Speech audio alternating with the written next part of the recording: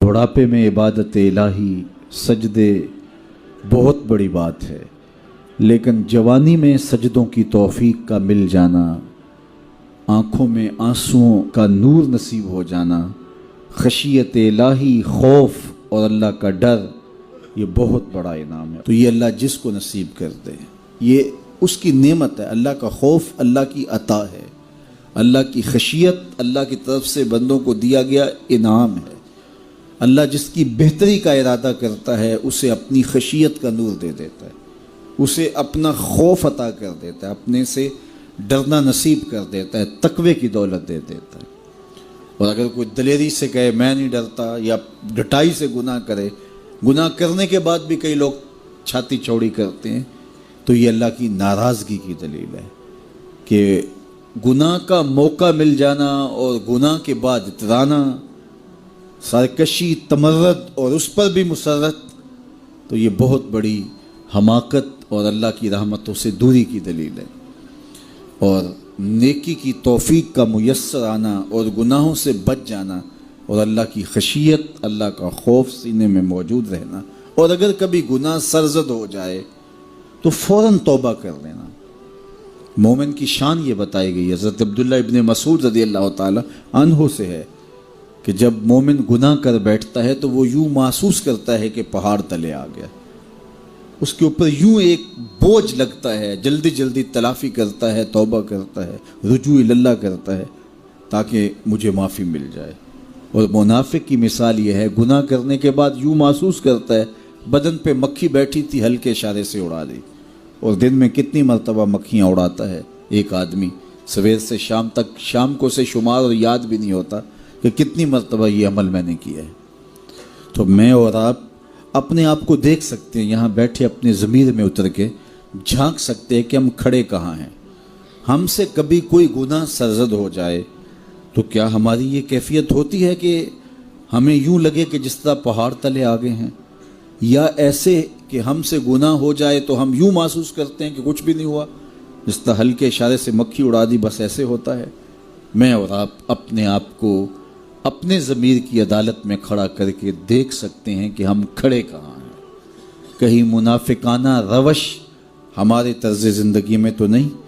یا کہ وہ مومنانہ شان ہے کہ گناہ کے بعد پہاڑ تلے آ جانے کی کیفیت محسوس کرتے ہیں اور جلدی جلدی تلافی کرنے کی کوشش کرتے ہیں، بے چین ہوتے ہیں، آنکھوں سے آنسو نہیں تھمتے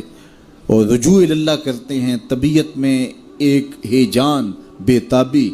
اور پچھتاوے کی سی کیفیت ہوتی ہے، ہم سے یہ ہو کیا گیا، ہمارا رب ناراض ہو گیا۔ تو میں اور آپ اپنا اندازہ کریں اور دیکھیں کہ ہم کھڑے کہاں ہیں۔ تو اللہ جل شانہ ہمیں اس کی توفیق عطا فرمائے۔ اللہ نے ہر انسان کے ساتھ ایک محافظ فرشتہ پیدا کیا ہے، اور اگر وہ محافظ فرشتہ انسان کے ساتھ نہ ہو، شیاطین انسان کو ویسے مار ڈالیں، انسان کو قتل کر ڈالیں، اگر اللہ نے حفاظت کے لیے فرشتہ معمور نہ کیا ہو۔ یہ انسان کے دشمن ہیں، اور انسان کو شیاطین راہ مستقیم سے ہٹانے کے لیے دن رات کوشش ہیں۔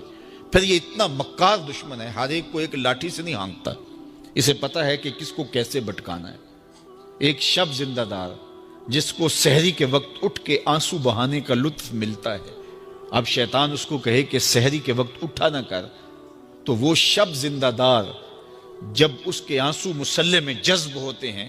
اور وہ اترتے ہوئے آنکھوں سے آنسو اتنی لذت اسے دیتے ہیں کہ دنیا ما فیہا کی لذتیں ایک طرف اور یاد خدا میں رونا ایک طرف۔ اب شیطان کسی کو کہے کہ سحری کے وقت اٹھا نہ کر، تو کوئی شیطان کی یہ بات تھوڑی مانے گا، تو شیطان اسے یہ کہتا بھی نہیں ہے، اسے کہتا ہے نہیں اٹھا کر، لیکن صبح بتا دیا کر کے میں تہجد گزار ہوں، اسے ریا میں مبتلا کرے گا۔ ایک شخص جس کی طبع میں فیاضی گندی ہوئی ہے، اب شیطان اس کو کہے کہ تو سخاوت نہ کیا کر، بخل کا درس دے، تو طبعاً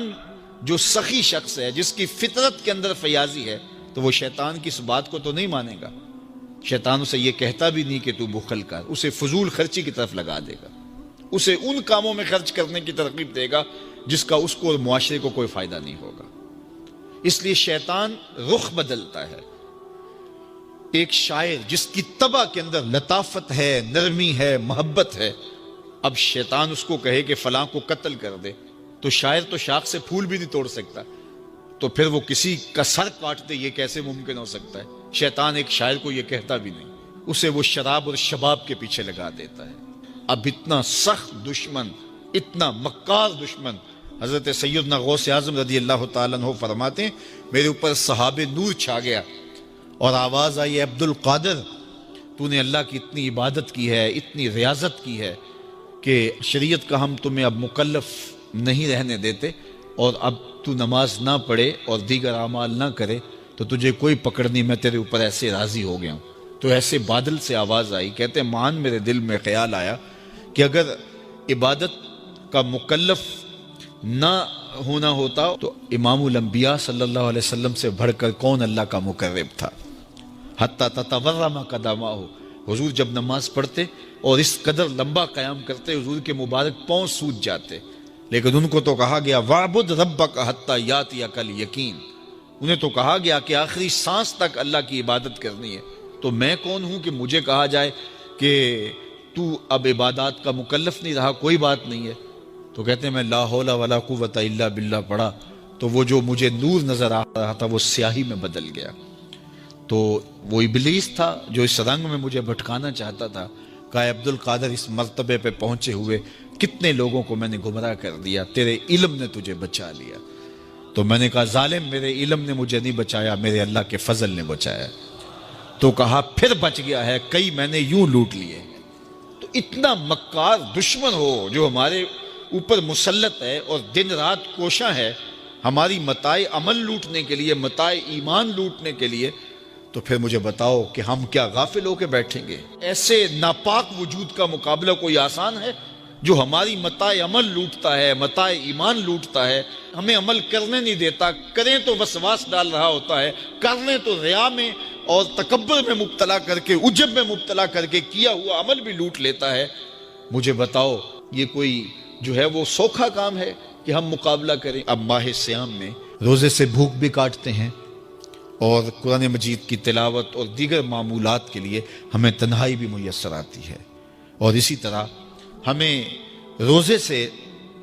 جو ہے وہ اپنی زبان کو کنٹرول کرنے کا درس بھی ملتا ہے۔ تو روزہ تمہاری زبان کا محافظ بن جاتا ہے، پھر روزہ تمہاری شہوات کے کنٹرول کا ذریعہ بن جاتا ہے، اور روزہ تنہائی کی وجہ سے اختلاط سے جو خرابیاں پیدا ہوتی ہیں ان سے تمہیں بچا لیتا ہے۔ تو گویا ماہ صیام اللہ تعالیٰ کی رحمتوں کا ایک روپ ہے، اور یہ ایک مہینے کا تربیتی کورس ہے جس کے ذریعے سے ہم اپنے باطن کی صفائی کر سکتے ہیں اور اندر کی غلاظتیں، اندر کے میل کچیل مٹا سکتے ہیں۔